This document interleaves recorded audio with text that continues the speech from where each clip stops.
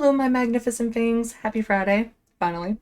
Welcome back to the Cavern Secrets. I hope everyone is having a great day and doing phenomenal. If you're new here, welcome. And if you want to become a Fang, click the subscribe button below and join the Fang League.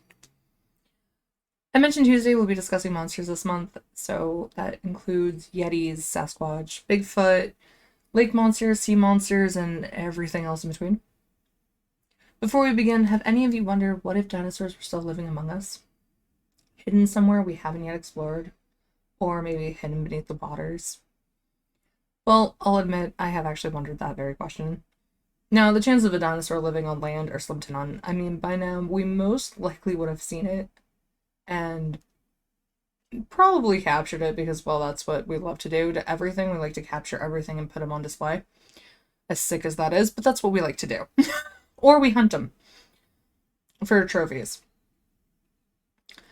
However, a lot of the ocean we still haven't explored yet, so who knows what's lurking down there. And we haven't actually categorized every single animal that lives in the ocean. We're still discovering new things every day. I think anyways. I think it's every day. If not, it's probably like once a month or once a year, something like that. However, there are stories in Africa of a few different creatures that sound a lot like dinosaurs. Many tribes have allegedly spotted these creatures and gave researchers and explorers details of what they look like. One of which I read about as a kid called Makalimembe in the 90s. It was, I think, in like a cryptozoology book, so there was other things in there besides this creature. Supposedly this creature is living in the Congo River Basin in Africa, which is basically their jungle that's out there. Natives have been spotting this legendary monster for over 200 years, which is pretty phenomenal. And if the creature lived that long, wow. I wonder if it's more than one, if they've been seeing it for over 200 years, because I don't think anything can live that long. Well, actually, I don't even think elephants live that long. Turtles, maybe, but still, I don't know. Based on the description that have been given to explorers, the creature resembles a sauropod dinosaur. It has a body like an elephant, a long tail, long neck, and a small head. Most sauropods averaged 70 feet long and stood roughly 12 to 15 feet tall at the hip. That's pretty tall. In 1776, French missionaries reported finding huge clawed footprints left by the monster. The prints were 3 feet in circumference and spaced about 7 feet apart. There have been numerous expeditions in search of this elusive creature, but none have been successful in finding it. However, in 1981, Herman Rugosters captured a sound recording of what is believed to be the creature, along with a blurry photograph of a lump within a lake, which could have just been a log, but you never know. The legend inspired a movie called Baby, Secret of the Lost Legend, which I actually watched when I was a little kid, and it is old, so if you haven't seen it, it is old.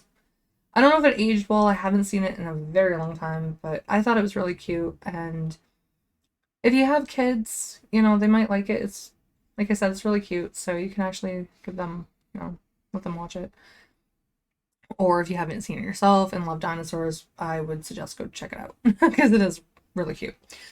Unfortunately, with this story, there hasn't been any solid evidence of Makalimembe being a real or is even a dinosaur.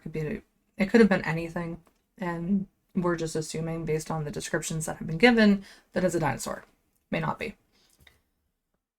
Another monster legend from Africa, specifically the Kula region of the Republic of the Congo, is the Mabalu.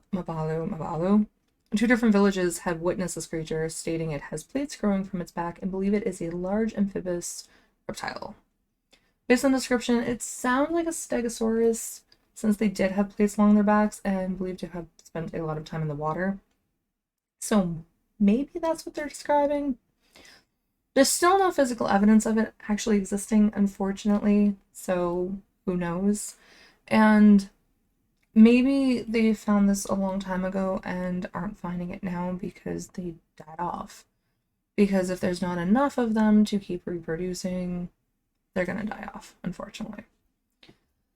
There's also a semi-aquatic giant serpent supposedly living in the swamps and rivers of the Congo called the Nguma Monin. According to eyewitnesses, the creature is a large, low-slung lizard with a long tail, sharp teeth, and serrated ridges down its back.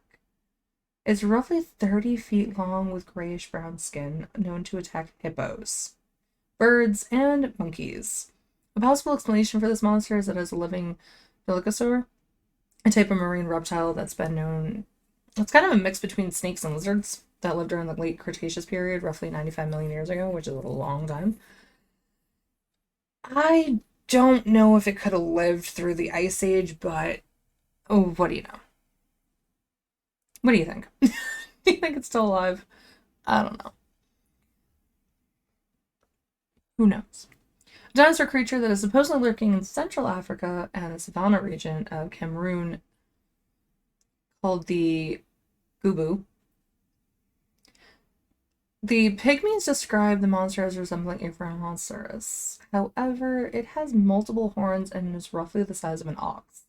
According to legends, it fights elephants, which means it's probably huge. The prehistoric creature resembles a Styracosaurus.